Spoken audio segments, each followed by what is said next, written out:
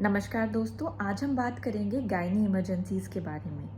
जब भी आपको कभी प्रेगनेंसी नहीं है और उस दौरान आपको कुछ सिम्टम्स समझ में आए, तो आपको तुरंत हॉस्पिटल रिपोर्ट करना चाहिए, अपने गायनेकोलॉजिस्ट से कांटेक्ट में रहना चाहिए।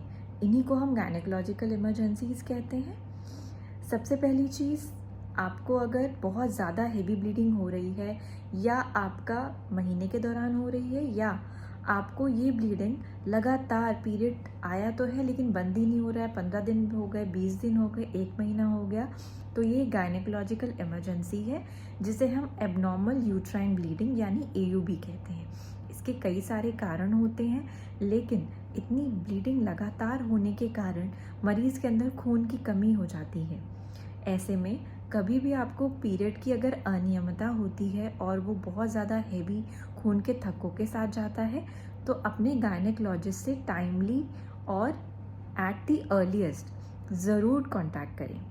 दूसरी चीज़, अगर आपको कभी भी प्रेगनेंसी के अलावा पेन महसूस हो रहा है पीरियड में जो एक साइड को रह चुका है, या आपको वो पेन किलर खाने के बाद भी नहीं जा रहा और वो दर्द आपको उल्टी के साथ चक्कर आने जैसा लगे, ऐसा महसूस होता है, तो ये ओवेरियन टॉर्जन भी हो सकता है, जिसमें जो आपकी अंडादानी होती है, जो ओवरी होती है, वो ट्यूब के साथ ट्विस्ट एंड टर्न हो जाती है, जिसके कारण उसकी ब्लड सप्लाई यानी खून का संचार बंद हो जाता है।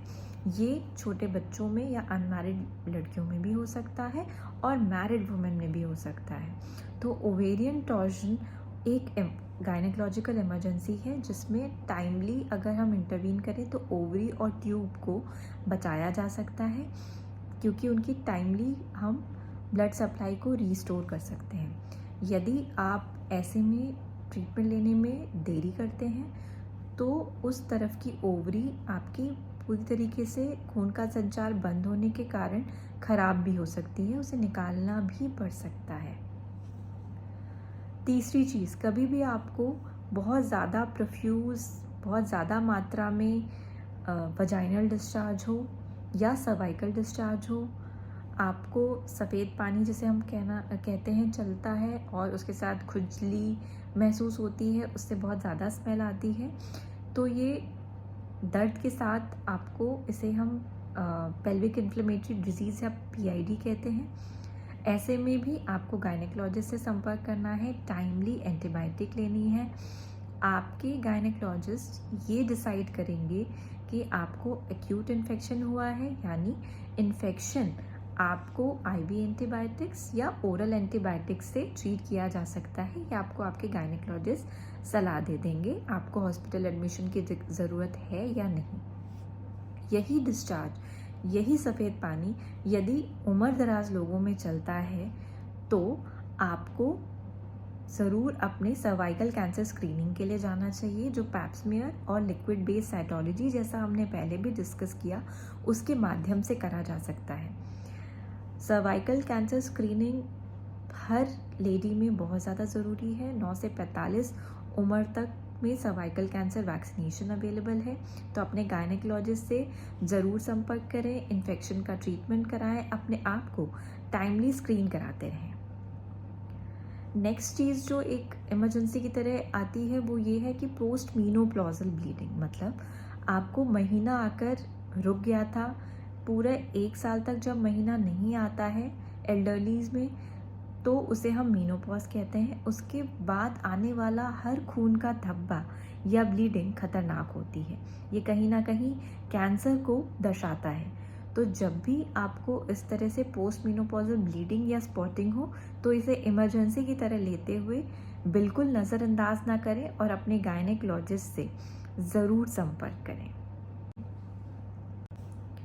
यदि आपको किसी भी तरह का पस आपके वजाइना के थ्रू आ रहा है, चाहे वो सर्विक्स से आ रहा हो, वजाइना में कलेक्टेड हो, या वो बच्चादानी के माध्यम से आ रहा हो, तो ये भी इन्फेक्शन को दर्शाता है, जिसको ट्रीट करना बहुत ही ज़्यादा ज़रूरी है। कई बार लोगों को कॉपर टी लगने के बाद इन्फेक्शंस हो जाते हैं, कई बार अबॉर्शन कराने के बाद इन्फेक्शन हो जाते हैं, जो टाइमली ट्रीट होना बहुत ज़रूरी है। एक चीज़, अगर आपको पेट में अक्सर भारी सा लगता है या आप पेट छूते हैं और आपको समझ में आता है कि कुछ मांस यानी कि कुछ एक गांठ सी महसूस हो रही है, तो ये गांठ उम्र दराज लोगों में एक तरह से कैंसर को भी दर्शा सकती है। तो कोशिश करें कि जब भी आपको पीरियड की अनियमितता हो या आपको पेट का निचला हिस्सा बहुत भारी लगे, आपको खाने में खाना ना अच्छे से हजम हो रहा हो, पेशाब की तकलीफ़ हो, आपको प्रॉपर आपका पेट साफ ना हो रहा हो, इन सभी सिम्टम्स के साथ हो सकता है आपको किसी तरह का ओवेरियन सिस्ट या ओवेरियन कैंसर डेवलप हो रहा हो।